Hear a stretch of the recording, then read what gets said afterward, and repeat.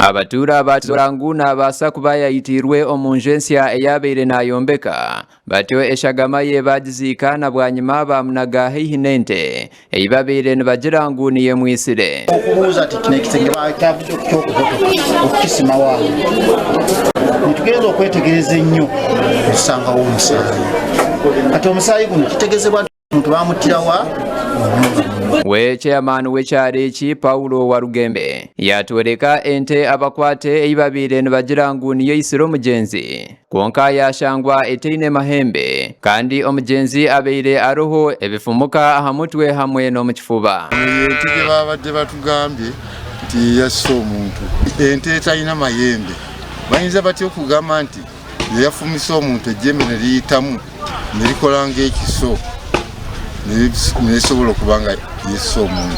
Bwanyuma y'okureeba akagwaka akabeire ahitirwa omugenzi abatura aha kyaro n'okwehembamu ogurukubuguma bakacwekereza ebintu byomwe aha bakwasirwe. Naye olw'obusungu bw'abantu kwe kuvudde ennyumba eyo bagikole ki bagikoone kubanga omwana yalemye okutwala obuvunaanyizibwa nti ono kitange oli yenasalawo n'atta kitaawe. Abatura bashoborora ngu omutima ogumwanje akoziise okwitisha ekimuzaara tebarikubaasa kumwikiriza kugaruka aha kyaro ahabw'okuba nabo n'abaasa kutandika kubabuza obutooro.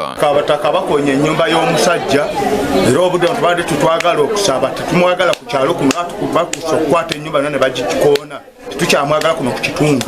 Bagambye ku kyalo tebamwetaagako era tebamwagalira ddala kubanga wakoledde kino n'ekirala kyekikola kikola. Abakuru aha kyalo eki nibomesereza ngu okozesa ebitokooza bwongo nkamarwa enjayi hamwe n'ameirungi omwe aha bakwasirwe ebyarukukozesa byakubaasa kuba nibyo byabajemesereza okwita ishebo. Enjayi enjaga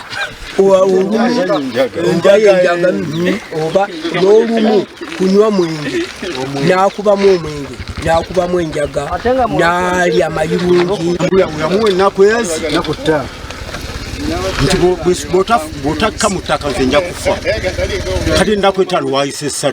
Bagaruka batushoborera ngu ekiniga kingi ekibabeire beine aha rubonshatu aba abaisire omutuura mutaahi waabo nikyo kibareeteire okushenya enju ye ngo kandi tebakyenda n'okubareeba aha kyaro kyabo. funyemuki ulide tiyandi muteme wakiri oba bwe yandirabye bwato yandimuwaabidde mu mateeka n'agamba wampa taata wampa awantu wange ate kakati otunzewo naye kati nkole ntya nnyo era ffe tubadde tetukisuubira naye abaana okukola ebikolwa ng'ebyo yeetaaga bamukangavule sinakindi oba fira yafire.